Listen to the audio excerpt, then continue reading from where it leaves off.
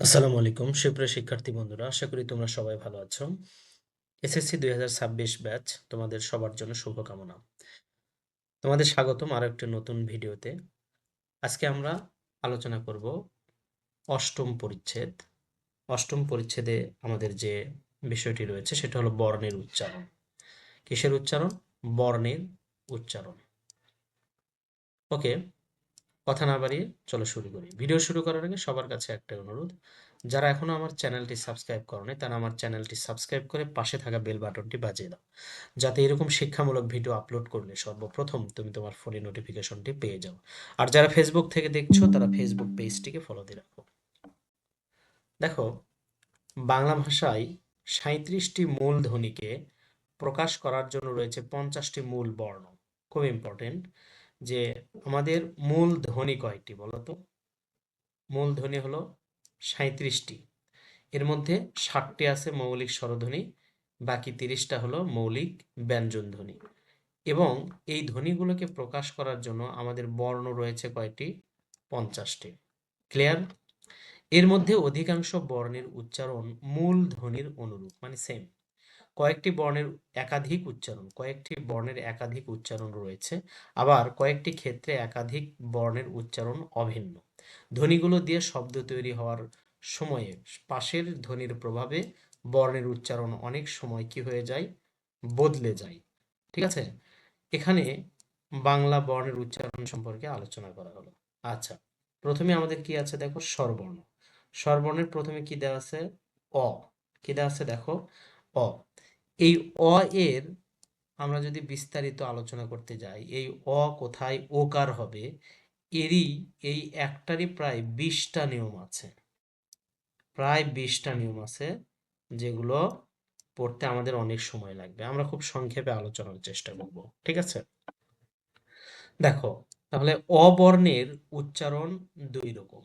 অবর্ণের উচ্চারণ কয় রকম হয় বলতো? দুই রকম। একটা সংবৃত, একটা হলো বিবৃত। সংবৃতটা কোনটা বলতো? মানে আমরা যখন উচ্চারণ করি তখন ঠোঁট খুব একটা বেশি খোলে না, কিন্তু আমরা যখন অ উচ্চারণ করি তখন সেটা কি হয়ে যায়? অনেক বেশি ঠোঁট খোলে। সেটা হলো আচ্ছা সংবৃত আর বিবৃত।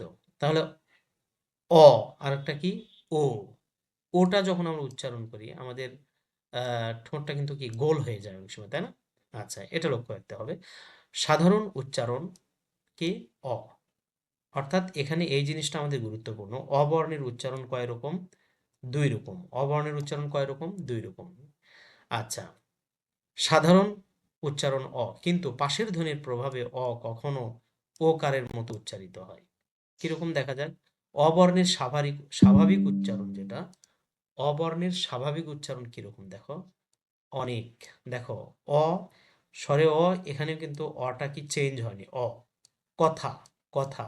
অনাথ, অনাথ। এগুলো কিন্তু চেঞ্জ হয়নি। ঠিক আছে? আচ্ছা, এখন আমাদের কোথায় চেঞ্জ হবে? অটা কোথায় ওতে রূপান্তরিত হবে আমরা একটু এটা দেখব। অবর্ণের ও উচ্চারণ। তো দেখো, এইটা অ এর পরে যদি, অর্থাৎ কোনো, এটা আবার কি থাকতে পারে? সাধারণ মানে স্বতন্ত্র বা আলাদা হিসেবেও থাকতে পারে, আবার কোনো ব্যঞ্জনের সঙ্গে যুক্তও থাকতে পারে। এরপরে যদি আমাদের হ্রস্ব ই অথবা এর সংক্ষিপ্ত রূপ, তারপরে আমাদের কি আছে বলতো? দীর্ঘ ই অথবা এর সংক্ষিপ্ত রূপ, তারপরে আমাদের আছে হলো হ্রস্ব উ বা দীর্ঘ উ অথবা এর সংক্ষিপ্ত রূপ, হ্যাঁ, জফলা, তারপরে তোমার হলো আমাদের যে এই যে উচ্চারণ যেটা হয় গগ, হ্যাঁ, এটা হচ্ছে নঞ্জ হবে, দন্ত ন এবং জ। আর একটা আছে হলো কি বলতো? এই যে, হ্যাঁ, এটা। যাই হোক, এটা বোঝা গেল না করে, মানে বিজ্ঞান লিখতে আমরা যে ব্যঞ্জন যুক্ত বর্ণটি ব্যবহার করি সেটার কথা বলেছে। তো এগুলো যদি থাকে সেই ক্ষেত্রে এগুলোর পরে মানে অকারটা ওকারে রূপান্তরিত হয়ে যায়। বুঝতে পারছো কি? আচ্ছা, আমরা একটু উদাহরণের মাধ্যমে বোঝার চেষ্টা করব। দেখো, অতি, এখানে কি বলছে? অতি ও হয়ে গেছে কেন? অ এর পরে কি আছে দেখছো? হ্রস্ব ই আছে। বলেছিলাম না, অ এর পরে যদি হ্রস্ব ই অথবা এর সংক্ষিপ্ত রূপ থাকে তাহলে অটা কি হয়ে যায়, ওকারে রূপান্তরিত হয়ে যায়। দেখো স্বরে অ তয় রস্বীকার তি, এই যে রস্বীকার আছে, যার কারণে এই পূর্বের অটা ওতে রূপান্তরিত হয়ে গেছে। অতি উচ্চারণ কি হবে, অতি, আমরা কিন্তু অতি বলি না। আচ্ছা, এরপরে দেখো অনু, কি আছে, অনু, অ স্বরে অ মূর্ধন্য নয় রস্যুকার, এই রস্যুকার থাকার কারণে অটা কি হয়ে গেল, ও হয়ে গেল, অনু। পক্ষ, দেখো আমি বলেছিলাম যুক্ত বর্ণ, মানে ও ক্ষীয় লিখি নাই না, ক্ষীয় থাকলেও হবে, যুক্তক্ষ বা ক্ষীয় যেটাই বলি না কেন আমরা, হ্যাঁ, অথবা যদি এরপরে জ ফলাও থাকতে পারে, ঠিক আছে, জ ফলাও থাকতে পারে। তো এগুলো যদি থাকে সেই ক্ষেত্রে অ এর উচ্চারণটা কি হয়ে যায়, ও হয়ে যায়। আচ্ছা, এরপরে দেখো পক্ষ, কি পক্ষ, দেখো এই যে দেখো ক্ষিয় আছে না, এই ক এর পূর্বে পটা তখন কি হয়ে গেছে বলতো, ওকার হয়ে গেছে, তাই না? এবং এই মানে ক্ষিয়টার ক এবং খ উচ্চারণ হয়ে গেছে, ক এবং খ উচ্চারণ হয়েছে। যদি এই ক্ষিয়টা কোনো শব্দের প্রথমে থাকে, যেমন ধরো যে ক্ষমা, যেমন ধরো কি ক্ষমা, তাহলে তখন কিন্তু এই প্রথম থাকার কারণে এর উচ্চারণটা তখন আর ক আর খ হতো না, তখন শুধুমাত্র কি হতো, শুধুমাত্র খ হতো। তখন আমাদের হতো খ ময়াকারে মা, ক্ষমা, এটা কিন্তু আমরা তখন লিখতে পারতাম। কিন্তু ক্ষিয় যখন শব্দের শেষে অথবা মাঝখানে বসে, তখন তার উচ্চারণটা কি হয়ে যায়, তখন তার উচ্চারণ হয় হলো ক, তখন তার উচ্চারণ হয় ক এবং খ, ঠিক আছে, ক এবং খ। এই জন্য দেখো পক্ষ, পক্ষ, এরপর কি অদ্য, ও দ দয়কার, অদ্য, অর্থাৎ জ ফলা যার সাথে যুক্ত থাকবে সেটার দ্বিত্ব উচ্চারণ হবে। এরপরে মন, ময়কার দন্তন্য, মন, ময়কার দন্তন্য, মন। এখন প্রশ্ন হতে পারে যে স্যার এখানে তো আমরা অ দেখতে পাচ্ছি না, তোমাকে বলেছিলাম যে অটা মানে যুক্ত ব্যঞ্জনেও থাকতে পারে অথবা স্বাধীনভাবে বা স্বতন্ত্রভাবেও থাকতে পারে। এখানে স্বাধীনভাবে আছে, কিন্তু এখানে আমাদের এই যে যুক্ত বর্ণ ব্যঞ্জন বর্ণ যেটা আছে, এই ব্যঞ্জন বর্ণের সাথে যুক্ত হয়ে আছে। ওকে, আচ্ছা। এরপরে দেখো আ, আকার, আ বর্ণের স্বাভাবিক উচ্চারণ আ, যেমন আকাশ, রাত, আলো। কিন্তু এই আটা কখন একারে রূপান্তরিত হয়, দেখো কখন, যখন কিনা এই যে এই বর্ণটির সাথে থাকবে, এর উচ্চারণ গ বা গগ, কখনো গ হয় অথবা কখনো গগ হয়। যদি কোনো বর্ণের শব্দের, যদি কোনো শব্দের প্রথমেই এই বর্ণটি থাকে, তখন তার শুধুমাত্র উচ্চারণ হবে কি, গ, শুধুমাত্র কি হবে, গ। আর শেষে বা মাঝখানে যদি থাকে তাহলে তার উচ্চারণ হবে গ, গ, এটা কিন্তু চন্দ্রবিন্দু। আবার অনেক সময় শব্দ বিশেষে গয়ের সাথে একটা জ ফলাও থাকতে পারে, গ্যা, এরকম। তো দেখো তাহলে কি হয় যে আ গগ এর সঙ্গে থাকলে আ এর উচ্চারণ এ এর মতো হয়, ঠিক আছে। যেমন দেখো জ্ঞান, কি দেখো জ্ঞান, এই যে গগ এর সাথে কি আছে, কি আছে বলতো, আকার আছে, জ্ঞান, জ্ঞান। দেখো শুরুতে কি বলেছিলাম, যদি শুরুতে থাকে তাহলে কি হবে, গ হবে, এবং চন্দ্রবিন্দু কিন্তু দিতে হবে, জ্ঞান, জ্ঞাত, জ্ঞাত, জ্ঞাপন, জ্ঞাপন, ঠিক আছে। ওকে, হ্রস্বই এবং দীর্ঘই, হ্রস্বই ধ্বনির হ্রস্বতা ও দীর্ঘতা বোঝাতে দুটি বর্ণ রয়েছে, একটা হলো হ্রস্ব ই আর একটা কি বলতো, দীর্ঘ ই। তাহলে হ্রস্ব ই ধ্বনির দীর্ঘতা এবং হ্রস্বতা বোঝাতে, হ্রস্বতা এবং দীর্ঘতা বোঝাতে কয়টি বর্ণ রয়েছে, দুটি বর্ণ, কয়টি বর্ণ, দুটি বর্ণ। আচ্ছা, কিন্তু বাংলা ভাষায় উভয় বর্ণের উচ্চারণ একই রকম হয়, দিন, দিন, বিনা, বিনা, হীন, উচ্চারণ কিন্তু দুইটার একই রকম। আচ্ছা, হ্রস্ব উ এবং দীর্ঘ উ, দেখো হ্রস্ব উ ধ্বনির হ্রস্বতা দীর্ঘতা বোঝাতে দুটি বর্ণ রয়েছে, হ্রস্ব উ, দীর্ঘ উ, কিন্তু এদের উচ্চারণটা কিন্তু একই রকম, উচিত, উষা, 19, ঊনবিংশ, এদের উচ্চারণ আসলে পার্থক্য করা যায় না, মুশকিল। আচ্ছা, এরপরে দেখো রি। রি এর উচ্চারণ কার মতো হয়? রি এর মতো হয়। রি এর উচ্চারণ কার মতো হবে? রির মতো হবে। যেমন ঋতু, ঋণ, কৃষক, দৃশ্য। ঋতু, ঋণ, কৃষক, দৃশ্য। অবশ্যই যতগুলো শব্দে, যতগুলো এখানে উচ্চারণের উদাহরণ দেওয়া আছে, সবগুলো উচ্চারণের উদাহরণ তোমাকে কিন্তু খুব ভালোভাবে রপ্ত করতে হবে। ওকে? আচ্ছা, এ বর্ণের উচ্চারণটা দেখো। এ বর্ণের উচ্চারণ কয় রকম হয়? 2 রকম। একটা হলো এ, আর একটা কি? এ। একটা হলো এ, আর একটা হলো এ। সাধারণ উচ্চারণ এ, কিন্তু পাশের ধ্বনির প্রভাবে এ কখনো এতে রূপান্তরিত হয়ে যায়। স্বাভাবিক উচ্চারণ কি দেখো? একটি দেশ এলো, একটি দেশ এলো। ঠিক আছে? আচ্ছা, এরপরে দেখো এ এর এ উচ্চারণ। এ এর এ এর এ উচ্চারণ কখন হয়? একটা, একটা, বেলা, খেলা। ঠিক আছে? আচ্ছা, ওই বর্ণের উচ্চারণ ওই কি, ওই কি, তৈল, তৈল। ঠিক আছে? ও বর্ণের উচ্চারণ ওল, বধ, ওল, বধ। ও বর্ণের উচ্চারণ ঔষধ, মৌমাছি, মৌমাছি, মৌমাছি। এগুলো আমাদের বেশ ভালোভাবে পড়তে হবে।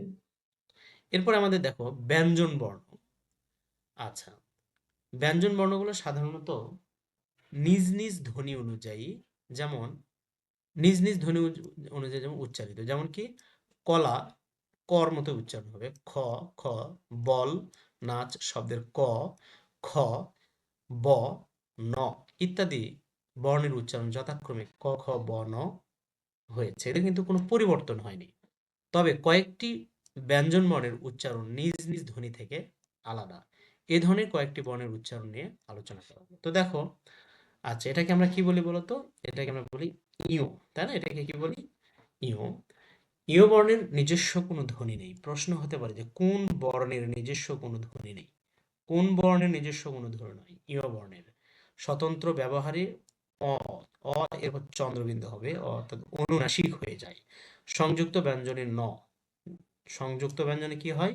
ন, অর্থাৎ কোনো আহ, শব্দের সাথে যদি, অর্থাৎ কোনো যুক্ত বর্ণ যদি হয়, তাহলে ন আহ, এবং সাথে বর্গীয় জ হয়, নজ হয়, নজ হয়, এর মতো উচ্চারিত হয়। যেমন দেখো মিয়া, এখানে কিন্তু ইয় এর উচ্চারণটা সঠিক আছে, মানে স্বাভাবিক আছে।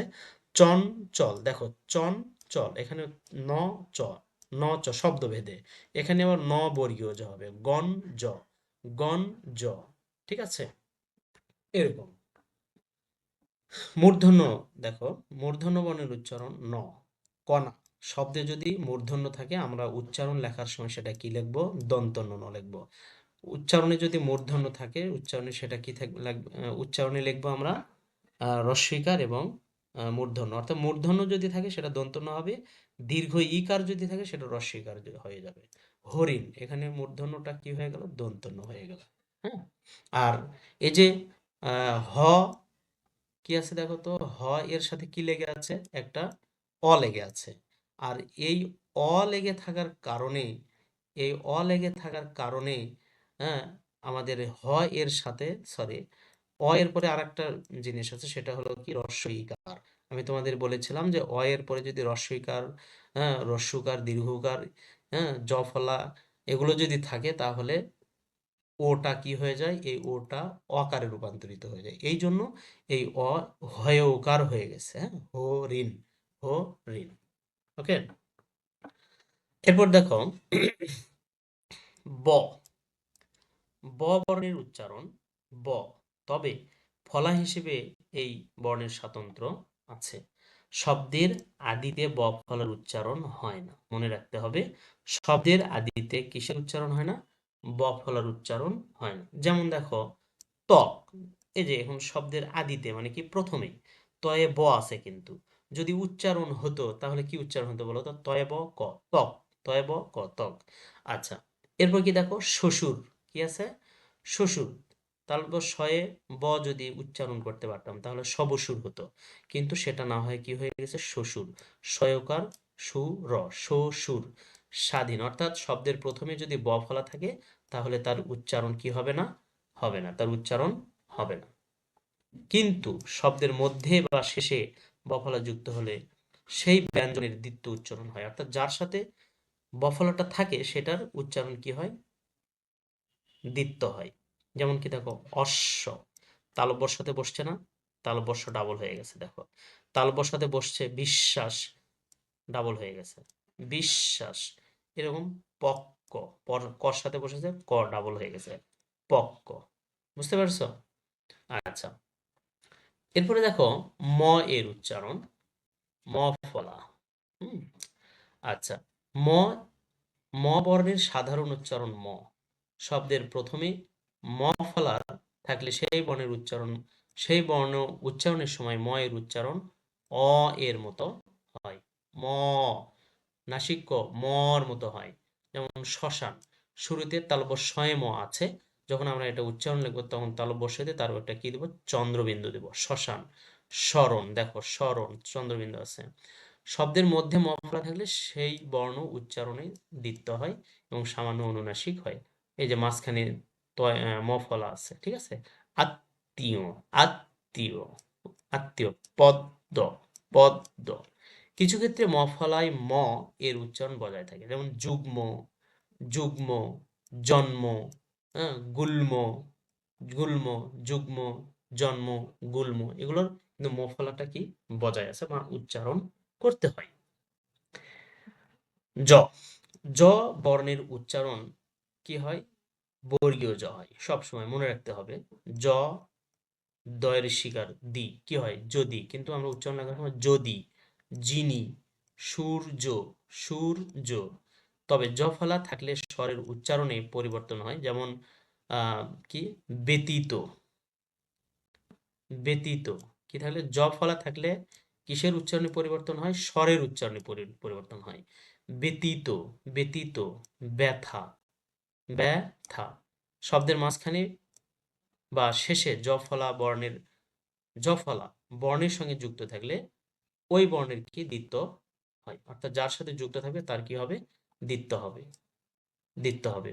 উদ্যম, এই যে দর সাথে যুক্ত আছে দ ডাবল হয়েছে, হ্যাঁ, দর সাথে যুক্ত আছে দ ডাবল হয়েছে, গদ্য, পদ্য, এরকম, ঠিক আছে। শব্দের মধ্যে বা শেষে যুক্ত ব্যঞ্জনের সঙ্গে জ ফলা, হ্যাঁ, এর কোনো উচ্চারণ হয় না, কি বলছে, কিন্তু শব্দের মধ্যে বা শেষে যুক্ত ব্যঞ্জনে, শব্দের মধ্যে বা শেষে সেটা আবার কি হতে হবে, যুক্ত ব্যঞ্জন হতে হবে, হলে সেটা কি হয় না, জ ফলা এর উচ্চারণ হয় না। যেমন হলো সন্ধ্যা, দেখো সন্ধ্যার জ ফলা শেষে আছে কিন্তু সাথে আবার কি আছে, একটা আকার আছে, হ্যাঁ, এবং শেষে অর্থাৎ যুক্ত বর্ণ আছে, কিন্তু যুক্ত বর্ণের সঙ্গে থাকলে সেটা হবে না। সন্ধ্যা, স্বাস্থ্য, স্বাস্থ্য, অর্ঘ্য, অর্ঘ্য, ঠিক আছে। আচ্ছা, এরপর দেখো র এর উচ্চারণ আমরা দেখব। র বর্ণের, র বর্ণের উচ্চারণ র, তবে র ফলা হিসেবে এর উচ্চারণে বৈচিত্র্য আছে। শব্দের মধ্যে বা শেষে কোনো ব্যঞ্জনের সঙ্গে র ফলা থাকলে দ্বিত্ব সহ র ফলা উচ্চারিত হয়। কি বলেছে, যে র বর্ণের উচ্চারণ র, তবে র ফলা হিসেবে উচ্চারিত হলে তখন একটু বৈচিত্র্যতা আছে।